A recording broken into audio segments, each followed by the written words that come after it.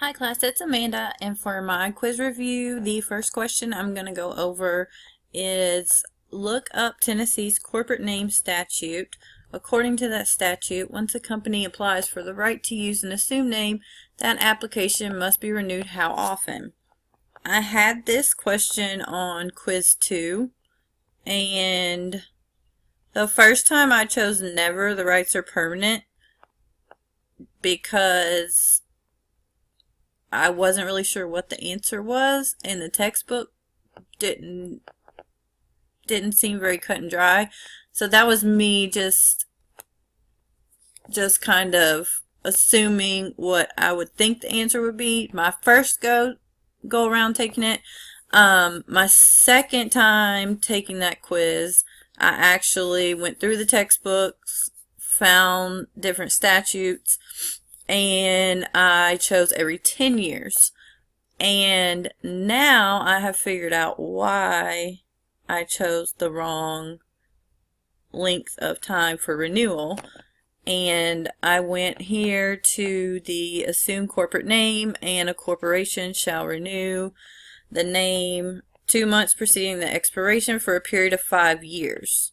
So the answer was every 5 years, and I believe what I did the first time was I was in Title 48, but I may not have been in for-profit corporations or corporations in general, because I've realized this semester that it's every corporation, whether it be a for-profit, non-profit, any type of business, has their very, very, very specific set of rules.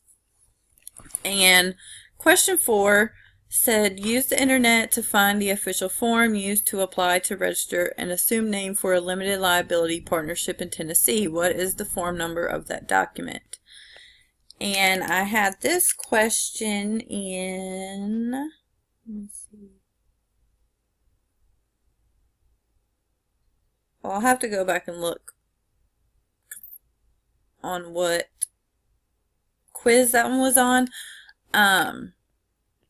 But I also realized what I did wrong here. I just simply Googled assumed name LLC form Tennessee, and I clicked on application for registration of assumed name from the Tennessee Secretary of State, which brought me here. And I obviously did not read this well enough to see that it is a corporate, and not only that, but it's a nonprofit. And we're not looking for a nonprofit corporation, we're looking for a LLC.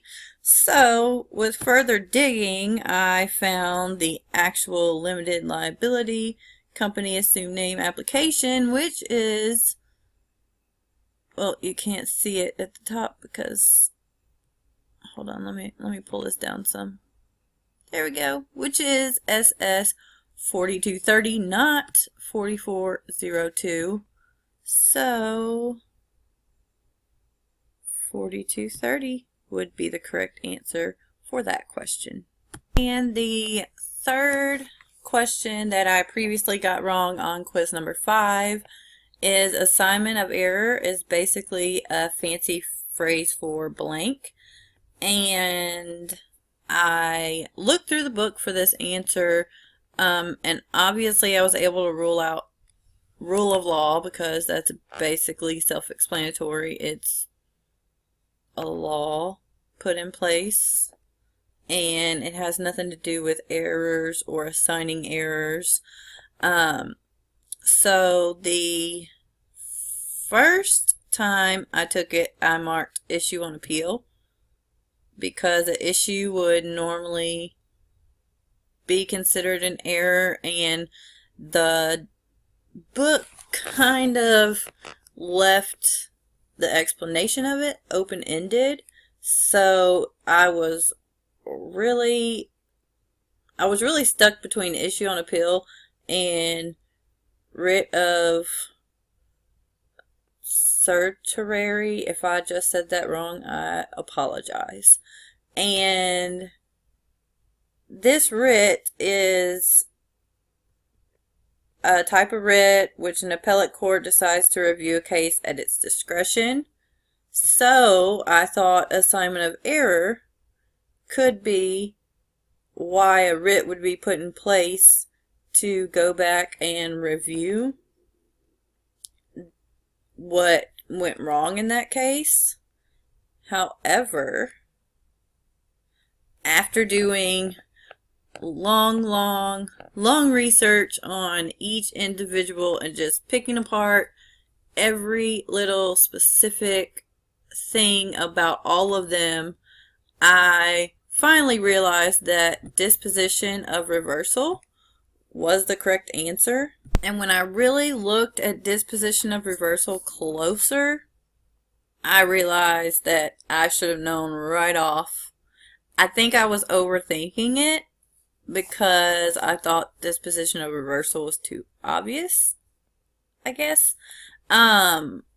Because the disposition part of it would be the court stating that something was wrong. So the disposition of reversal is basically saying we're reversing what has previously been done to this case in court because of this reason, which would be the assignment of error.